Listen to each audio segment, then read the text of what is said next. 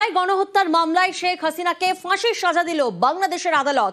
মৃত্যুদণ্ড হলো হাসিনার সরকারের স্বরাষ্ট্রমন্ত্রী আসাদুজ্জামান খানেরও।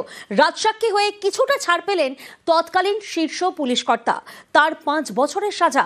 রায় ঘোষণার পর চক্রান্তের অভিযোগে সরব মুজিব কন্যা।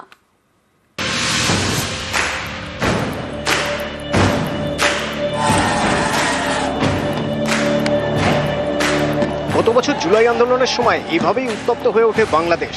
পুলিশের গুলিতে মৃত্যু হয় একাধিক বিক্ষোভকারী। এই জুলাই হত্যাকাণ্ডের মামলায় বাংলাদেশের প্রাক্তন প্রধানমন্ত্রী শেখ হাসিনাকে ফাঁসির সাজা দিল সে দেশের আদালত। হাসিনার বিরুদ্ধে 5টি অভিযোগ ছিল। এর মধ্যে 2টি মামলায় সোমবার শেখ হাসিনাকে মৃত্যুদণ্ড দিল বাংলাদেশের আন্তর্জাতিক অপরাধ ট্রাইব্যুনাল।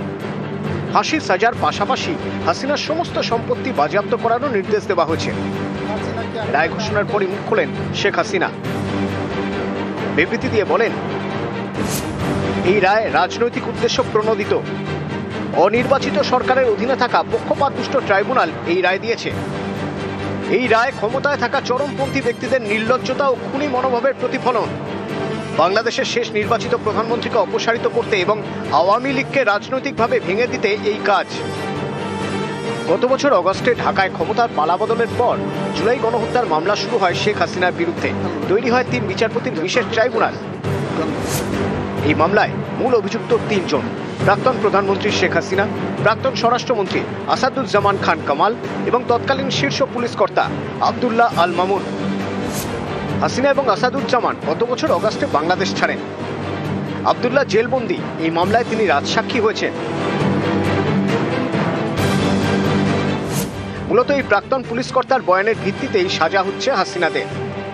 হাসিনা এবং আসাদুজ্জামান দুজনেরই মৃত্যুদণ্ড হয়েছে, আর আব্দুল্লাহর 5 বছরের কারাদণ্ড।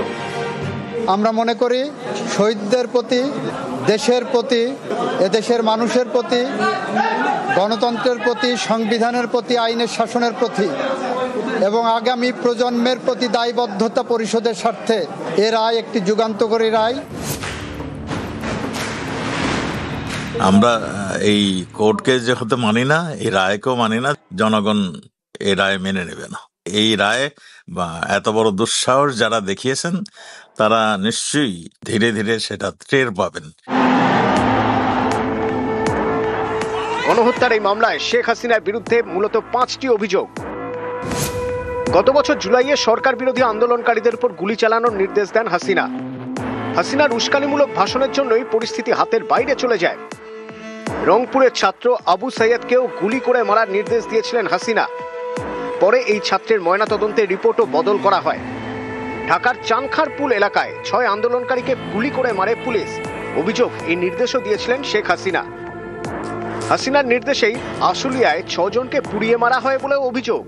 It is hereby ordered that accused Sheikh Hasina be found guilty. Sheikh Hasina আদালতের এই রায়ের সমালোচনা করেছেন, কিন্তু এই রায়ের বিরুদ্ধে কি তিনি আন্তর্জাতিক আদালতে যেতে পারবেন? বাংলাদেশ প্রশাসনের দাবি, পারবেন না, কারণ তিনি রায় ঘোষণার আগে বাংলাদেশ ছেড়ে চলে গিয়েছেন। দাবি পাল্টা দাবির মধ্যেই মুজিব কন্যার সাজা ঘোষণা উত্তাপ বাড়াচ্ছে বাংলাদেশের রাজনীতি, যেদিকে নজর রাখছে নয়াদিল্লি।